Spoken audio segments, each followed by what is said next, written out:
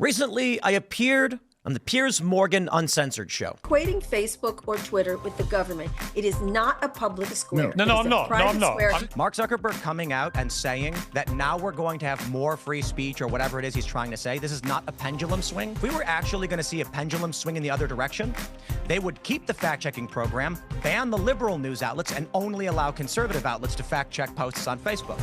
The topics were supposed to be about Elon Musk and Greenland, big tech. And I think the show's pretty good. I'm a fan. But Tommy Robinson came up. And Piers Morgan had some choice accusations about who Tommy Robinson is. Because he's managed to position himself very cleverly as this kind of freedom fighter who's only in prison because he blew the whistle and all this stuff. So they've silenced him by putting him in prison. None of that is true. And then before we get into all that, the real story, of course, is not really about Tommy Robinson, though it sort of does involve him. It's about the covering up of what they call grooming gangs.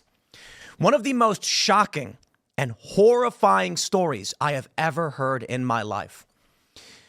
This is a story about men who come from other countries and come to the UK and who have systematically for decades abused young girls, predominantly young white British girls. According to the Telegraph, this was covered up to protect the image of a successful multicultural society. Now, when this story came up, Piers Morgan says Tommy Robinson is a thug who's been accused of passport fraud and mortgage fraud and defamation. He's not in prison related to anything to do with these grooming gangs. My response? We don't believe you. Now, instantly, other panelists and Piers himself said, what did I get wrong? Well, I got to be honest, guys. I'm not the biographer of Tommy Robinson. I've talked to him on occasion, interviewed him about these issues, but admittedly, I don't know a whole lot about the accusations made by Piers Morgan. But I can tell you this, we don't believe you. But let me tell you a little bit about what we're seeing. And we're going to break down this story and talk about the actual claims against Tommy Robinson, because I think it's important we actually address them. But the reality is this. While there are many people who are saying Tim Pool got schooled on who Tommy Robinson really is, I don't know why you're even bringing that up when the Telegraph and other outlets are reporting that the UK government, from the police to the highest levels, knew little girls were being tortured. In fact, the transcripts that got released from these court cases are so shocking. I don't know that I can repeat them here. I mentioned it on the Piers Morgan show because I'm livid. Let me just put it as lightly as I can, because I know some of you listen to this podcast with kids around. Devices were inserted into little girls so that room could be made for men. That's putting it lightly, putting it very lightly. We're talking about 12-year-old girls. We're talking about rooms full of 10 to 20 guys, children. And guess what? In some instances, the police arrested the fathers of the victims because there we have it. If these men get arrested, well, you could be accused of being racist. But let's break all of this down. The reason why I said I don't believe you to Piers Morgan, well, it's because I'm looking at our president and how they accused him of criminal sexual abuse, of committing fraud, civil fraud, and falsifying business records. And when we look at all the cases, we can see it's fake. But let me pause.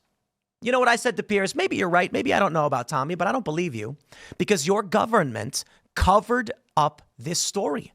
Piers agreed. I can respect that. But let's take a look at everything that's being claimed. Let's take a look at the greater details of what happened with this scandal. And what's the truth about Tommy Robinson? For those of you that don't know what the grooming gangs are, the mainstream media claims the issue first came to widespread public attention through media investigations, notably by The Times in 2010, which exposed widespread child sexual exploitation in Rotherham, South Yorkshire.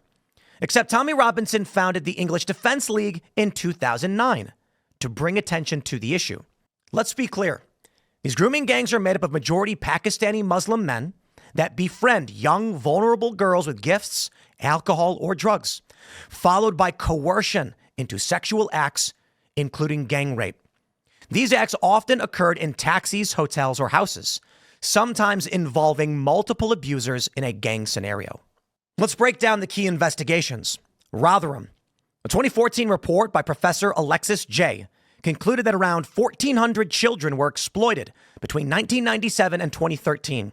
The report highlighted severe institutional failures by police and council services in addressing the crimes, partly due to fears of being accused of racism. Rockdale. Similar patterns were found where girls were left at the mercy of grooming gangs for years, with failures by local authorities noted. Telford. Another town where reviews indicated significant child sexual exploitation with little initial response from local authorities. Oxford. High-profile convictions occurred after Operation Bullfinch revealed a network of abusers. Now it is estimated that these gangs were operating in up to 50 different towns with upwards of 200,000 young girls exploited and abused, and in some instances, police were complicit. Now it is being estimated that these grooming gangs are operating in at least 50 towns with upwards of 200,000 young girls being exploited. And in some instances, local police were complicit in covering up these crimes. But it isn't just cops. It, as I mentioned, goes to the highest level. Recently, almost all of the Labour Party in the UK voted against a national inquiry into the scam. Now, my friends, I live here in good old West Virginia. I don't live in the UK. So how do I even know about this story? Tommy Robinson. One man who had been highlighting the scandal while most of the UK was covering it up. His real name is Stephen Yaxley Lennon, goes by Tommy Robinson. To deflect blame, and rather than focus on the problem, certain politicians in the media turned their ire to Tommy while he's currently sitting in solitary confinement for 9 months for contempt of court. But more on that later. The mainstream media have labeled Tommy a thug, a criminal, and even a wife beater. So let's talk about who Tommy is and what is so awful about him. I think I may have met Tommy once when I was in the UK. I'm not quite sure, but I did interview him recently. And I know a lot of people who have worked with him. I know a lot of people who don't like him. And my assessment, I stand by what I said to Piers. We don't believe you. I got to be honest. We're going to break it all down. But when you're talking about the systematic cover-up from the cops to the highest level of government, you expect me to believe that they're really going after Tommy for defamation? Come on, they're locking the dude up in prison. They accused him of inciting violence when he was on vacation. And I was watching the news and I saw nothing come from Tommy. So while they may make all these claims about him, I don't know. I asked my friends, let's break this all down because this doesn't sound right. So here's Tommy. He grew up in Luton, a small town in England, quickly went from being a normal British town to majority non-white. The white ethnic group makes up 45.2% of the population of Luton, meaning there's a non-white majority in the town. The next largest ethnic group is Asian, which increased from 60,952 in 2011 to 83,325 in 2021. The Asian, also known as Middle Eastern, that's how they describe it in the UK, the group there makes up 37% of the population of Luton. Over time, Tommy says his neighborhood changed drastically, and not in a good way. His cousin was a victim of a grooming gang. Tommy took to the streets organizing demonstrations, printing out leaflets, highlighting the problems with the grooming gangs and Islamic extremism. From there, he started a group called the English Defense League. And this is where the slander starts. The slander of Tommy. The English Defense League grew so big and spread to towns and cities became increasingly out of control. And when Nazis infiltrated in 2013, Tommy disbanded the organization. But let's go over the allegations. Assaulting an officer. Before his activism, when he was about 19, in 2004, Tommy and his wife, then his girlfriend, were having an argument leaving a club and a bar when an off-duty cop decided to physically intervene. The cop assaulted Tommy first. Tommy won the fight, but at the end, kicked the man in the head. Yeah, he probably shouldn't have done that. Robinson was convicted of assault, occasioning actual bodily harm, and assault with intent to resist arrest against an off-duty officer in July of 2004. Robinson received sentences of 12 months and 3 months, which were served concurrently. This is where the false allegations of woman abuse come into play. People assume that Tommy was being physical with his girlfriend. He was not. Had he been, he would have been arrested and charged for that. However, there are no such charges on his record. In September of 2011, At Preston Magistrates Court, Robinson was convicted of assault for headbutting a man in Blackburn on the 2nd of April, 2011. In November 2011, he was given a 12-week jail term, suspended for 12 months. A neo-Nazi showed up at an EDL rally here. Nazis were never welcome and decided to cause trouble. Tommy and the man got into an altercation. Tommy was arrested. Let's talk about the claims of mortgage fraud. They were trying to string him up after he started the EDL. Just like Trump, anxious to silence Tommy, they went routing through his whole life. They found that a family member overinflated their wages and was given money for the down payment by Tommy on a house. Tommy was told if he took responsibility, they would stop going after his family, so he took the deal. You can see from the court documents, he's not even the person that applied for the mortgage. So Tommy lent his brother-in-law money to buy a house, and that's a crime 2 years after the fact, and the bank got their money. The same stitch-up they did to Trump. He wasn't even the mortgage applicant. Now again, I don't need to sit here and defend Tommy Robinson. By all means, you can criticize the guy. That's always allowed. But make sure you're criticizing him appropriately for things that are actually, related to the ongoing scandal. Piers Morgan wants to say this guy's not some Nelson Mandela figure. Oh, sure. Tommy's had his run-ins with the law. But I gotta be honest. When I say I don't believe it, I think that's fair. They claim that Donald Trump engaged in civil fraud. He went to the bank and he overinflated the size of his penthouse. Yeah. And they put him on trial for it, and they said he owes him hundreds of millions of dollars. The only problem? Anybody who does real estate business knows when you offer up a disclosure on your properties, there's a disclaimer. We may have gotten some of these things wrong, and you have to do your due diligence. Well, guess what happened? The bank that gave the loans did their due diligence and said, hey, those numbers are off. And Trump said, okay. And the bank went, we're going to give you a little bit less money. And Trump went, okay. And that was it. So I can't talk about every little detail or every little conspiracy theory, whatever. Fine, so be it. But understand where I'm coming from. Sure, Tommy Robinson may have gotten into a fight, but if he's not even listed as the guy who bought the mortgage, for what purpose is any of this happening?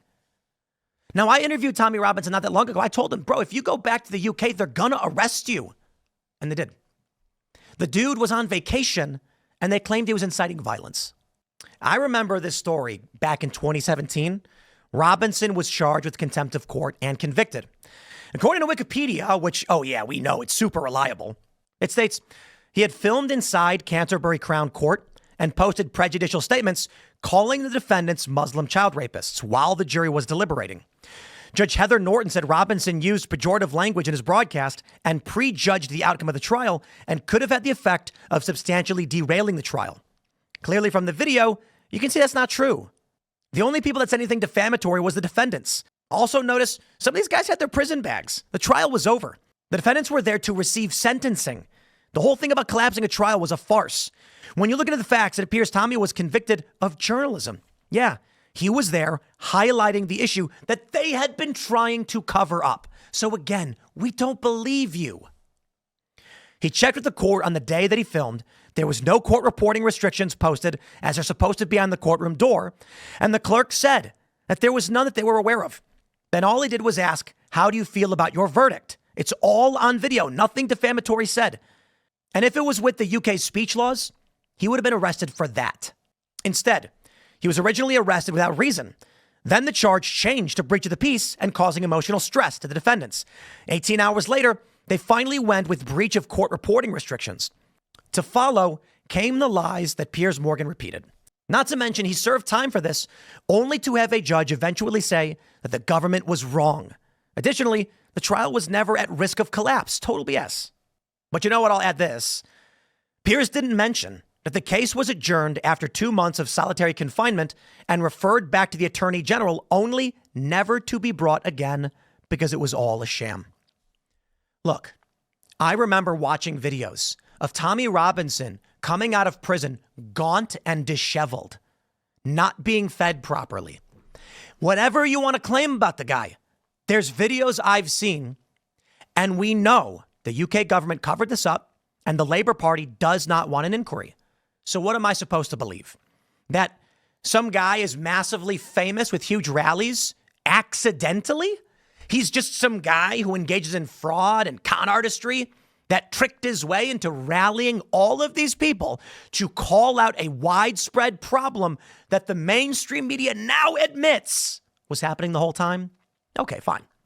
Live in whatever world you want to live in. Okay? You can say all the things about Tommy. I don't know literally everything. I can only convey what I've seen, what I've read, what I've learned. I can just tell you, we don't believe you. I think the issue is that Tommy draws attention. He can rally people. And when you're desperately trying to cover this up because you don't want to appear racist, why would you let this guy keep doing what he's doing? Truth be told, then, how would anyone stop him? Well, as I said, truth be told, they'd stop him exactly in this way. Smear, lie, cheat, etc. I've never interacted with Tommy in any way having anything to do with these accusations against him. Again, I don't know a lot about the guy, but I interviewed him and we talked about an issue that was important. So it comes back to this. If Piers or anybody else wants to insult Tommy, my response is, so what? I don't know. I don't care. Explain to me why the one guy that was leading rallies to call out the systemic rape of children was getting locked up and silenced and put in jail. Why weren't you doing it? Why wasn't the UK government doing it? Why weren't the cops doing it? Why was it Tommy Robinson? Oh, he's a con artist? Well, whoop-de-freaking-do. At least we had one con artist, according to you, willing to speak up and inform someone like me. So, I'll say it again. I like Piers. I really do.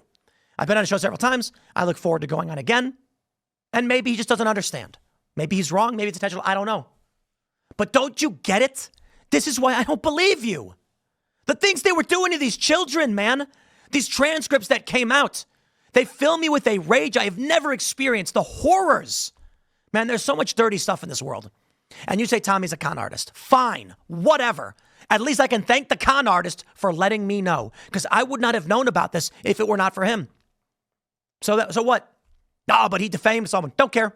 Literally don't care. The dude could rob a bank. He could go in and rob a bank and I'd be like, at least the bank robber told me the truth. I'm so sick of these people who lie, cheat, and steal. And then they deflect. When they say Tommy's not this figure, I'm like, whatever, man. Why are you deflecting? Talk to me about how your government did this. So let's break down why he's actually in prison right now. Back in 2018, a video went viral of a boy pouring water over a Syrian kid's face in a playground. The whole world attacked the white boy, Bailey, calling him racist. Tommy started getting messages about the Syrian child was the instigator. Tommy drove to the town, met with Bailey and his mother to get his side of the story. Same thing. This was a simple playground fight that had been elevated to national attention because of the boy's ethnicity. I actually have a personal source who says they were there during the interview and the family was terrified and there were Muslim men surrounding them. It was a terrifying situation for everybody. The media ruined Bailey's life. It's just like the Covington kid scandal, including Piers Morgan. Piers admitted that he made a mistake after reading the court transcripts from Tommy's trial, claiming the incident was not race-induced. Tommy took to Bailey's defense and conducted interviews all across the town where this occurred. Mohammed Tasnameh Akunji, defense attorney for the UK ISIS bride, was quick to jump on a case of defamation, suing Tommy for over $1 million. The judge in this case dismissed the 5 witnesses Tommy brought, most of which were children that traveled hours to London under threat of backlash from the Muslim community, some of which didn't even agree with Tommy's politics, only to have the judge claim their stories didn't hold up. Also conveniently left out was that the Syrian boy brought a knife and a screwdriver to school, and his school records were not considered. Tommy told the court that he did a documentary with all the evidence he presented, and what he wasn't allowed to present was ready to go for the public. The judge banned Tommy from releasing the documentary under penalty of contempt of court. Tommy believed it was in the public interest to release this information to make sure people knew. And thanks to Elon Musk restoring Tommy's account, his documentary Silenced has 150 million views. And then the attorney general, politically appointed, decided to bring the contempt charges. It's clear that Tommy is in prison for speech because it's speech they don't like. Don't believe me? Fine. Think that I'm wrong? Fine. But as the Telegraph reported, they covered this up. So when Tommy puts out a documentary, how am I supposed to believe he is this evil man you claim him to be? Now, it's important to note Tommy was never arrested for leading a riot. Not to mention with UK speech laws on hate speech, Tommy has never been arrested for hate speech. Seems to me, when you look into the guy, he's not a perfect saint or anything like that. I don't know who is. But like Trump, he's an inconvenience. He's speaking out on issues that they don't want him to speak out on. They want to create an image of successful multiculturalism. And you can't have a working class guy coming around rallying people to call out the government in this way. As the saying goes, I'll paraphrase it, but it's dangerous to be right in places where the government is wrong. And what's the other one we love? In an empire of lies, telling the truth is a revolutionary act. I am not somebody who simply looks at the headline and says, thus it is true. Remember the Covington kids? Yeah, they were standing in the Lincoln Memorial. A Native American started banging a drum in a kid's face, and everybody blamed the kid. I'm not jumping the gun on this. So by all means, come to me. Tell me that Tommy Robinson did this, that, or otherwise. And my response to you will be the same. First of all, you're probably lying. Maybe some of it's true, maybe it's not. But I will then say, as I've already stated, oh, thank you, con man, for informing me of the evils and the depravity of the UK government. Boy, is that inconvenient for that government. But I think I made my point, okay?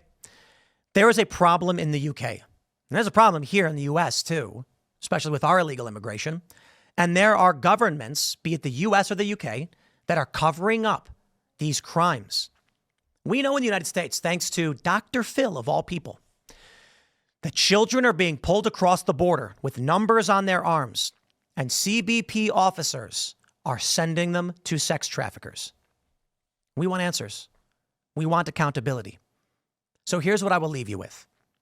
Piers Morgan tells me these things on his show. I say, fine, but we don't believe you. Because here in the United States, when we deal with these problems, the Democrats, neocons, the government, they lie about it. They accuse Trump of wrongdoing, 34 felony counts, despite the fact those felony counts were beyond their statute of limitations. And then when I see a facsimile in the UK, my conclusion is, stands to reason, you are liars and you are covering up for evil. Thanks for hanging out, man. I don't have all the answers for you. I'm not psychic. I can't see the future. I can't read people's minds.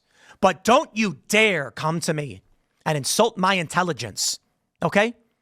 Because we know what was going on in the UK. Y'all are finally admitting it. And how do I know about it? Like I said, 2017, I remember watching those videos of Tommy Robinson.